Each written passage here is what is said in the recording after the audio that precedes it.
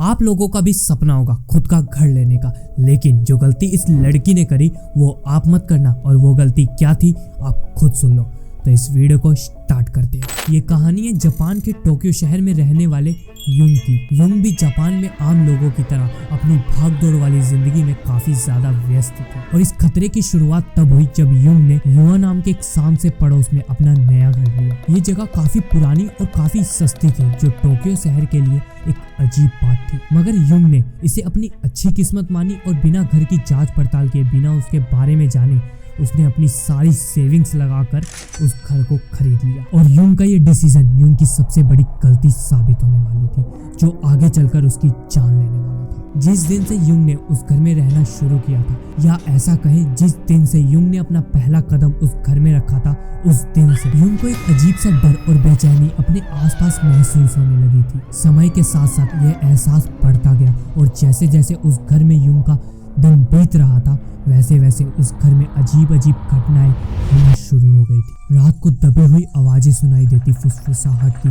जैसे युंग को कोई बुला रहा हो। उसके कमरे के दरवाजे पर एक धीमी सी दस्तक और उसके बाद किसी के चिल्लाने की आवाज होती। और एक दिन जब युंग एक कमरे में सफाई कर रही थी, तो उस कमरे के कोने की अलमारी में एक उसे कांच मिला, जो एक गंदे से धूल भरे कपड़े से ढका हुआ था और उस फ्रेम के ऊपर एक दरार थी। पर युंग जब उस आईने को साफ कर रही थी, तो उसे एक आकर्षण सा महसूस हुआ, जैसे उसे आईने के अंदर कोई बुला रहा हो। युंग ने इस आईने को ले जाकर अपने टेबल पर रख दिया। और उस रात युंग जब सोने गई, तो उसे एक डरावने से सपने में अंदर से हिला कर रख दिया। उसने देखा कि एक औरत कोने में खड़ी उसे देख रही थी। उसके लंबे लंबे बालों में उसका फेस ढका हुआ था और अचानक से एक तेज हवा के झोंके ने उसके बालों को ऊपर कर दिया और उसका चेहरा युंग के सामने आ गया। उस औरत का चेहरा एकदम सूजा हुआ था और उस औरत के चेहरे पर जगह जगह पर काले काले धब्बे और निशान थे। और उस रात के बाद से ये सपने युंग को रोज आने लगे। सपने में अक्सर वो औरत वहाँ पे रखे आईने के सामने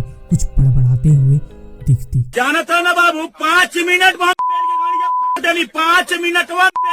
और जब युंग पसीने से लथपथ होकर उठती, तभी भी उसे ऐसा लगता था कि उसके आसपास कोई है, ऐसा महसूस होता था उसे। एक रात युंग जब थक हार कर घर आती है, तो वो देखती है कि उसके घर में सारा सामान बिखरा हुआ है, केवल उस टेबल पर रखे शीशे को छोड़कर।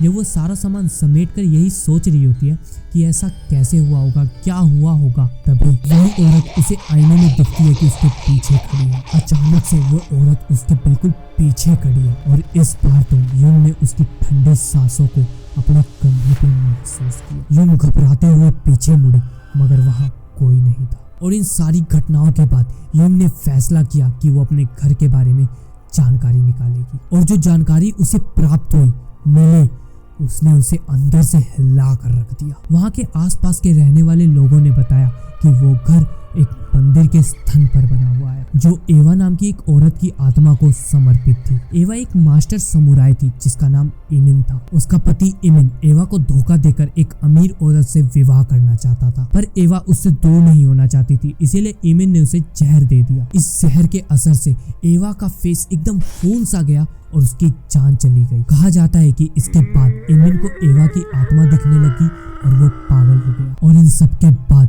इमिन की आत्मा ने अपनी मौत में शामिल एक एक करके सभी लोगों को मौत के घाट उतार दिए। और जब इसका आक्रोश बढ़ गया, ये काफी लोगों को मार चुकी थी, तब लोगों ने इसे शांत करने के लिए ये मंदिर बनाया था। और लोगों का कहना था कि बहुत से पुजारियों ने मिलकर इस एवा की आत्मा को उस आईने में कैद कर दिया था। और युकी अब समझ चुकी थी कि जो आईना उसके घर में था, जो उसे वहां से मिला था, उसी में एवा की आत्मा थी। युकी ने डर से फटाफट उस आईना को फेंक दिया, लेकिन अगली सुबह वो आईना उसे उसी टेबल पर उसी जगह पर मिलता है। और इन सब के बाद युकी ने जब एक पुजारी की मदद लेने की कोशिश करी, तो उस पुजारी ने युकी को ही चेतावनी दी कि कुछ आत्माओं को भगाया नहीं जा सकता। उसने युकी को घर छोड़ने की सलाह दी, पर युकी के पास इतने पैसे नहीं थे कि वो नए घर में शिफ्ट हो सके। पर युकी को अगले ही दिन एहसास हो गया था कि उसने यहाँ रुककर बहुत बड़ी गलती कर दी है। उसे उस रात अपने बालों पर उंगलियां महसूस हुई, जैसे लग रहा हो